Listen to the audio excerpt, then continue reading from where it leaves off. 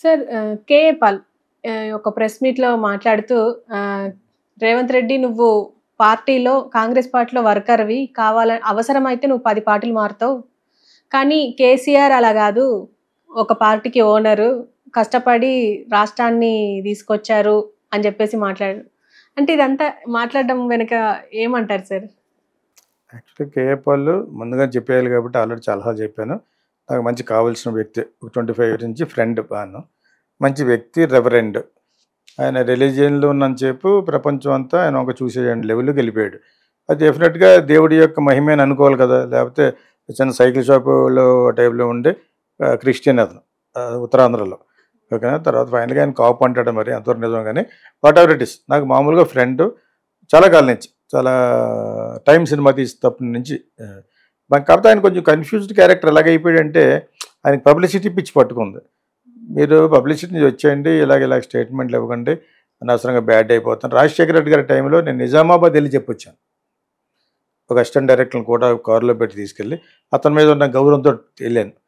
ఆయన God send, దేవుడు పంపించాడు, నేను ఇంక చెప్పను అన్నాను. నిద్రపోయాను, మన్నాడు వెళ్ళిపోతున్నాను అన్నాను. మళ్ళీ కిందకి వచ్చేటప్పుడు నాకంటే ముందు ప్రెస్ మీట్లో మాట్లాడుతున్నాడు. అందుకే కాబట్టి ఇంకా యేసుప్రభు నిన్ను కాపాడాలని వెళ్ళిపోయాను. నేను అందుకనే చేస్తామను.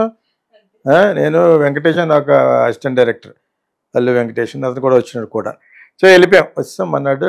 నైట్కి రాలేక అక్కడి నుంచి అదే ఫస్ట్ టైం నేను నిజామాబాద్ నుంచి అలా క్రాస్ అయ్యి వెళ్ళివ్వండి. ఎల్లోరా కేవ్స్, ఔరంగాబాద్, షిరిడి వెళ్ళాను అలా. కానీ దీనికోసం పర్టికులర్గా వెళ్ళిన అప్పుడే బాగా చూశాను నిజామాబాద్ని. చూసి ఒక మంచి హోటల్లో ఉంటే ఇద్దరు అక్కడ ఉన్నాం. ఆయన నైట్ మీటింగ్కి వెళ్ళిపోయారు. ఆ మీటింగ్ 27 మంది అంతా వస్తారు. క్రిస్టియన్ మీటింగ్ ఉంటుంది కదా, మత ప్రచారం కోసం వెళ్ళిపోయారు. అంత అయిపోయింది. మీరు ఇలాగ పాలిటిక్స్ మిక్స్ చేసి చేయొద్దని చెప్పాను. ఆయన ప్రతిసారి లేదంటాడు కానీ పబ్లిసిటీ పిచ్చి బాగా పట్టేసుకుంది. ఈ బాబులో కాంట్రవర్సీలు అని అంత అయిపోయినాయి. అండ్ ఆయనకి రావాల్సిన డబ్బు, ఆయనకి ఒక ఫ్లైట్ ఇస్తే 47 సీటర్, దాన్ని కూడా ఇక్కడ రానివ్వకుండా రాజశేఖర రెడ్డి వాళ్ళందరూ సోనియా గాంధీ కలిసి కాన్స్పిరసీ చేసి ఆపేశారు. ఆయనకి రావాల్సిన, ఆయన సంస్థకి రావాల్సినంత షర్మిల హస్బెండ్కి రావటం, అల్లుడికి, ఇవన్నీ ఎటువంటి ఏదో పనులన్నీ ఆయన కూడా చేశాడు. తర్వాత బొత్స సత్యనారాయణ వీళ్ళందరూ కూడా ఇతనికి యాంటీ చేశారు ఆ టైంలో రాజశేఖర రెడ్డి బతుకున్నప్పుడు. సో అప్పుడు డౌన్ అయిపోయాడు. బాగా డౌన్ అయిపోయారు. అయినా కూడా ఆయనకి అక్కడికి వెళ్తే పేరుంది. నన్ను అసలు అమ్మన్నాడు. I introduce to many people చాలా. నేను అప్పుడు వెళ్ళలేదు కానీ బట్ మంచి వ్యక్తి అతను, మంచి వ్యక్తి. కాకపోతే ఎప్పుడు కూడా యాంటీగా మాట్లాడితే పేరు వస్తాను అనుకుంటాడో మరి ఎందుకో. ఇప్పుడు కేసీఆర్ గురించి అంత గొప్ప పోడేస్తున్నాడంటే అది హాస్యాస్పదంగా ఎందుకుందంటే ఇతను పవర్లో ఉన్నాడు, ఇతని గురించి బాగా మాట్లాడమని కాదు. Revanth Reddy is doing something, Hydraa పేరుతో చేస్తున్నాడు. మరి అతను ఏమైనా ఎంత డబ్బులు సంపాదించాడు, ఈయన కోట్లు తినేసాడు, ఇది చేసాడు చెప్పు అని ఇది చెప్పాలి. కానీ నువ్వు పార్టీ వర్కర్వి, అతనేమో పార్టీ ఓనర్ ఏంటి, వర్కర్ ఏంటి? ఒకసారి పబ్లిక్లోకి వచ్చిన తర్వాత what non sense polish talking. ఎలాగంటే అతను పార్టీ పెట్టాడు, ఒక ఓన్ పార్టీ అని ఎలాగంటాడు? ఓన్ పార్టీ ఏంటిది? ప్రజల కోసం పెట్టిన పార్టీ అది. పెట్టాడు, దానికి ఓటేశారు. ఓటేసిన తర్వాత ఏం చేసేటప్పుడు కాంగ్రెస్ మొత్తానికి బతిమాలి నటించి స్టేట్ని పట్టుకొచ్చాడు. అదేం గొప్పది? అతను ఒక్కడే కాదు కదా, ఎంతోమంది ప్రాణాలు అర్పించారు. అతను ఒక్కడిదే బయటకు వచ్చింది. ఓకే, అటువంటి కాంగ్రెస్ని కలుసుకుని వెళ్తాన్నది వాళ్ళు డిక్ చేశాడు. అక్కడ వాళ్ళు కట్ చేశాడు కాబట్టి ఇక్కడ సౌత్ ఇండియాలో పడిపోయారు వాళ్ళు. అలాగే 9 సంవత్సరాలు సీఎంగా చేసిన తర్వాత ఇప్పుడు జనాలకి ఇతని బండారం బయట పెట్టింది రేవంత్ రెడ్డి. తెలుగుదేశం నుంచి జంప్ చేసి కాంగ్రెస్కి వెళ్ళిపోతే వాళ్ళు ఇతనికి పెద్దపేట వేసి పార్టీ ప్రెసిడెంట్ కింద మొత్తం అన్నీ చేసి ఇతను సీఎం కూడా ఎందుకు చేశారు? అతను గెలిపించాడు కాబట్టి. ఉత్తమ్ కుమార్ రెడ్డి ఏం చేయలేదు, బట్టి విక్రమార్క ఏం చేయలేదు, వీళ్ళు ఎవరే చేయలేదు. వీళ్ళ వల్ల అవ్వలేదు కదా. వీళ్ళ వల్ల అసలు కాంగ్రెస్ వస్తారో తెలియదు. ఇతను పూనుకొని ఇతను నోరు ద్వారా సంపాదించాడు. ఏ మాటగా మాట నాకేం ఫ్రెండ్ ఏం కాదు. రేపమో వెళ్ళి సరదా విషయాలు తప్పితే నాకు ఆయన ఇంతవరకు ఒకసారి కూడా చూడలేదు. చూస్తుంది మనం చూస్తున్నాం కాబట్టి వాళ్ళు గారు చెప్పింది నాట్ కరెక్ట్. ఇప్పుడు ఏదో వీళ్ళిద్దరికీ మళ్ళీ ఈయన పిలిచేదన్నా కొంచెం బాగా మాట్లాడినానో ఫోన్ చేసి చెప్పేస్తాడు. బోలాశంకర్ రెడ్డి కదా అయిపోతాం. సడన్గా వీళ్ళు ప్లేట్ మార్చేసి కేసీఆర్ గురించి నువ్వు మాట్లాడేసింది మాత్రం రేవంత్ రెడ్డి పోయేది ఏమి లేదు. యాక్చువల్గా worker rate, party own rate, ఏమైనా బిజినెస్ సంస్థలు అయ్యి ఇప్పుడు ఆయన ఒకటి చేస్తున్నాడు. ఇదే శాంతి అని పేరు ఉంటుంది, ప్రజాశాంతి. నువ్వు ఓనర్ అది. నువ్వు ఒకసారి పెట్టిన తర్వాత it is public. Public own చేసుకుంటే నీకు ఓటేస్తాడు. నువ్వు అలా ఓనర్ అయిన ఫీల్ అయినంత కాలం నీ ఓట్లు నీకే పడలేదు. మొన్న మీ ఫ్యామిలీలోనే పడలేదని ఆయన అన్నాడు. ఏంటి మరి 10 మంది ఉంటే అరిగి పడ్డా అన్నాడు కదా. ఇటువంటి కామెడీ అంతా చేసేసావు పాపం.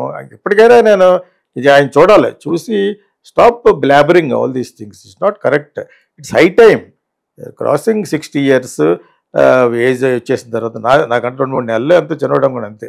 సో ఇవన్నీ చాలా it gives you negative effect on you. ఇప్పుడిప్పుడే ఆయనకి పేరు వస్తుంది. పాల్ గారు చెప్పిన అన్నీ మంచి కరెక్టే అని వస్తుంది. వస్తున్న టైంలో మళ్ళీ ఈ ఫిట్టింగ్ ఏంటి?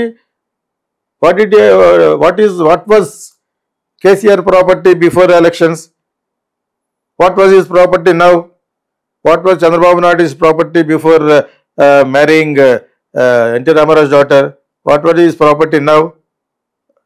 What was Jagan when everything they lost?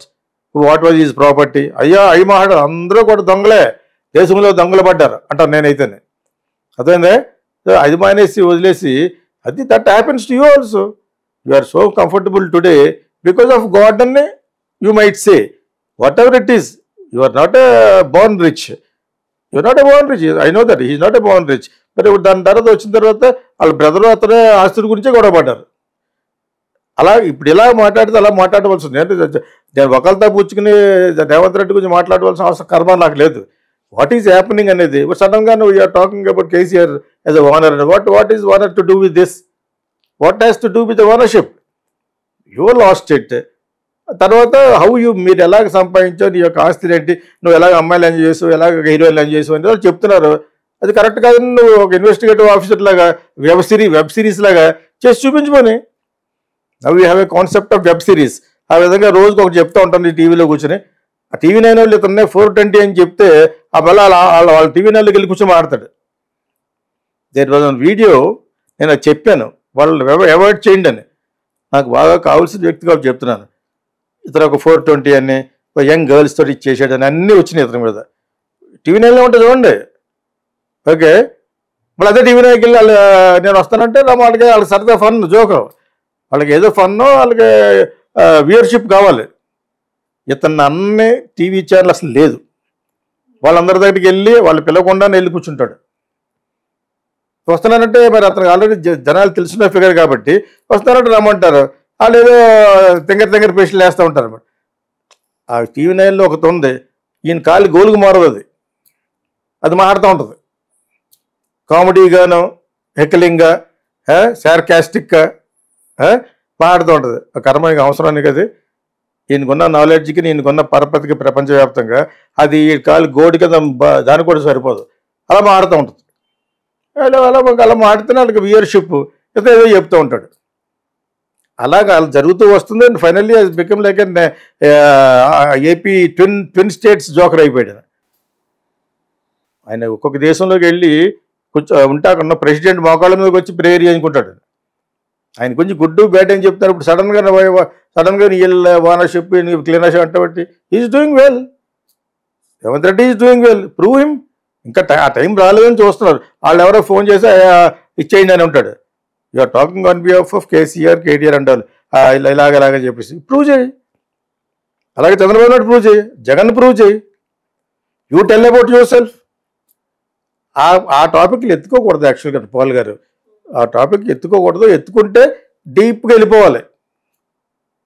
ఇప్పుడు ఎలా నిలబడ్డాయినా మళ్ళీ కేసీఆర్ అన్న కొంచెం పుంజుకుంటే ఇతను పొగిడితే అంత చేస్తాడనమాట. ఒకసారి పవన్ కళ్యాణ్ వచ్చా నేను చీఫ్ మినిస్టర్ చేస్తానంటే ఈ జోక్ కదా, నువ్వు వాళ్ళు చేయటం ఏంటండి నన్ను. అతనికి స్వీప్ 23 సీట్లు. ఓకే, నువ్వు చేయగలవా? చంద్రబాబు నాయుడు మీరందరూ నా దగ్గరికి వస్తే మిమ్మల్ని నేను మెయిన్ ఉంటాను ఆ టైంలో మాట్లాడతాడు. ఇది హాస్యం కాకపోతే ఇటువంటి మాట్లాడడం వల్ల అక్కడ ఉన్న కౌన్ కిస్కట్ యాంకర్లు కూడా లోకు. దాన్ని ప్రజాస్వామ్యం అంటారు. వీళ్ళు ప్రజల కోసం ప్రజల గురించి తినేసే వాళ్ళు అనమాట వీళ్ళు. Cut. Okay sir, thank you.